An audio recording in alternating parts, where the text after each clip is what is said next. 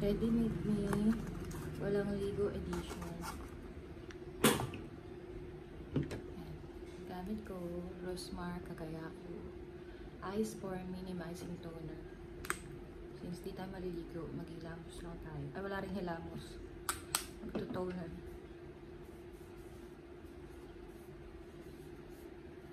Yan, pag nanay. Usually, wala nang time.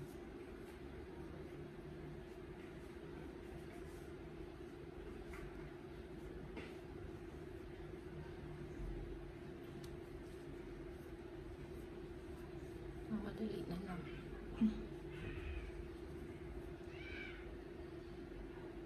Ang dami kong ganito sa ref. Mga 6. Nag-i-stock ako kasi dahil online siya. Mahirap makakakuha ng stock pag pa isa-isa. Nilalagay ko muna sa ref kasi para lumamig. Mas malamig pag unang lagay. Yung after toner. Ito yung gamit ko ngayon. Poreless White Glow Serum ng Cerisei Beauty. May whitening, anti-acne, soothing, tightening, brightening, chorba. Nahilig ako sa serum kasi parang feeling ko, na siya, skincare na rin. Skincare naman din na talaga siya. Tapos, medyo tamad-tamad ako, syempre. Sa mga iba pang skincare na mararaming step. Ayan. Pag medyo, na siya, tuyo-tuyo. Nalagay ko na ito sa mga, parts na large parts ng face ko. Sa cheeks, sa noo, sa nose. Yan. Actually,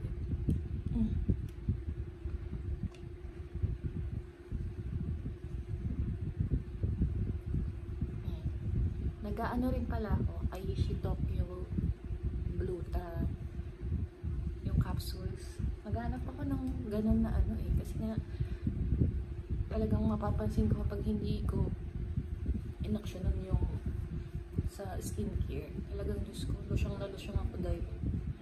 Kasi lalo nagpe-place ko yung anak ko therapy rin. Ay, speech delay pala yung anak ko, may language disorder. So, pinapag-therapy siya ng developmental breakdown niya. I-vlog ko rin yun soon. Kaya lang, naghintay pa ako ng timing. So, yun. So, pag nagko-commute kami, Diyos ko dahil, guard na guard, super. Kailangan ko aksyonan ng, syempre, pang version, yung madalian. After nyan,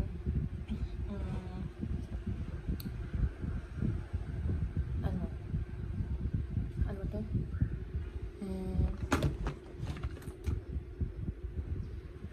Ay, hindi ito. Ito pala yung unang serum na niacinamide serum kay Miss Ayang TikTok. Unang medyo mas mahal to, 349. Ito 169 ko lang nakuha. Parehas lang na 30 ml. Parang sa akin nung una tuwa-tuwa ako dito. Kaya lang mabilis yung effect niya na brightening. Parang at the end of the day, so after 12 hours, medyo nagdadal na. Ito medyo umabot ng the next day yung parang okay pa yung skin ko tingnan. So, tsaka mas mura pa siya. So, baka mag-stick ako dito na hindi na ako mag-next purchase nito. After nyan, naghahanap din pala ako ng concealer na meron ng SPF. Para syempre, pag nagmamadali. Diba? Yung mga sumpa, yan, sumpa, chismis pala. Yan. Kinakatamaran ko pa to, kaya lang syempre babae rin yung mga junakis ko. Kailangan important natin ang pag-aalaga sa sarili. Sino pa bang gagayahin nila kung di nanay din?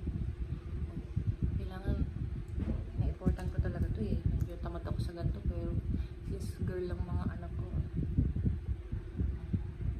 kailangan ko na yung mga habit ko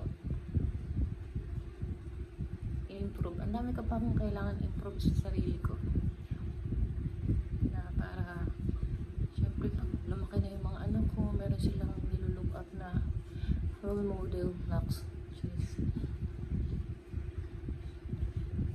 gusto kong maging best parent sa mga anak ko.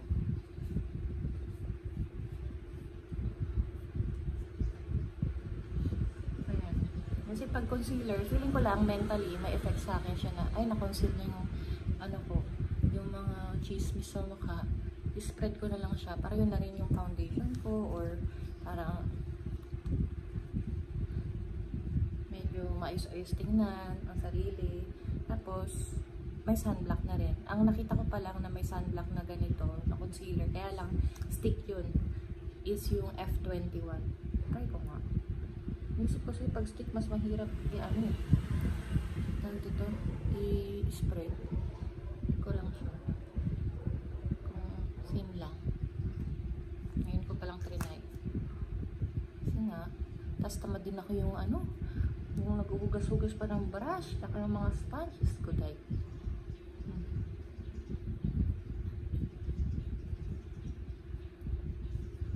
Alam kung anong itsura to sa totoo. Siyempre, pag sa camera, iba. Tapos, hindi ito ang favorite kong lip tint.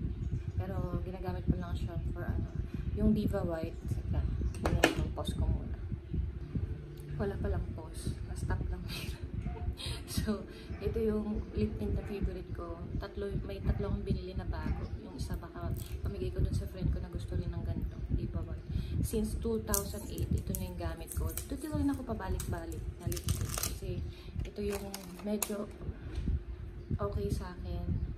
Kahit na ina-apply ko siya ng paulit-ulit. Walang sticky feeling. Kasi meron akong trinay yung kay Rosmar, yung milkshake pa yun.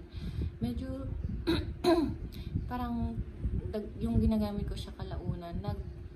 Nangangapal yung labi ko. Or nanlalagkit. Parang gano'n. Dito. Since 2008 ka na gamit. Ay, nakawalik na nga lang ako. Hanap akong mas mura eh. Ano dinaan. Kung ano-ano lang din naman na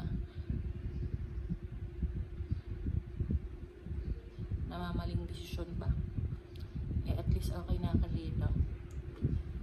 80 kasi, syempre, nagkukuripot-kuripot na naman ng yung mamshi Ana. Minsan naghahanap pa ng mas mura. Minsan na ano ko yan sa tissue para umano siya, umalma. Ito na nga lang.